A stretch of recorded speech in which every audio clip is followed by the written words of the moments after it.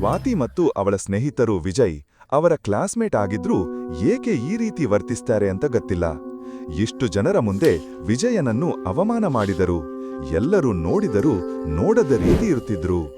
ಈ ಕಾಲೇಜು ಬೆಂಗಳೂರು ನಗರದಲ್ಲಿ ಕೇವಲ ಶ್ರೀಮಂತರ ಮಕ್ಕಳು ಓದುವ MBA ಕಾಲೇಜ್ ಆಗಿತ್ತಾ? ಇಲ್ಲಿ 2 ತರಹದ ಸ್ಟೂಡೆಂಟ್ಸ್ ಓದ್ತಾ ಇದ್ದಾರೆ.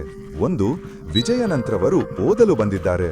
ಎರಡನೆಯದು 2 ವರ್ಷ ಮಜಾ ಮಾಡಿ ಹಣ ವೇಸ್ಟ್ ಮಾಡಿ ಟೈಮ್ ಪಾಸ್ ಮಾಡುವವರದು. ಸ್ವಾತಿ, ರಾಕೇಶ್ ಮತ್ತು ಅವಳ ಗೆಳೆಯರು 2ನೇ ಗುಂಪಿಗೆ ಸೇರಿದವರು. ಸ್ವಾತಿನ ನೋಡಿದ್ರಿ ಅಲ್ವಾ? ರಾಕೇಶ್ ಅವಳನ್ನು ಮೀರಿಸುವಂಥವನು. ಅವನು ಕೋಟ್ಯಧಿಪತಿಯ ಏಕೈಕ ಮಗ. ಕಾಲೇಜಿನ heartthrob, bodybuilder, rock singer, social media influencer ಮತ್ತು ಪ್ಲೇ ಬಾಯ್. ವಿಜಯ್ ಸ್ಕಾಲರ್ಶಿಪ್ ಮೇಲೆ ಕಾಲೇಜಿಗೆ ಬಂದಿದ್ದ. ಆದರೆ ಈ ಕಾಲೇಜ್ ವಿಜಯನ ನಿರೀಕ್ಷೆಗಿಂತ ತುಂಬಾ ವಿಭಿನ್ನವಾಗಿತ್ತು.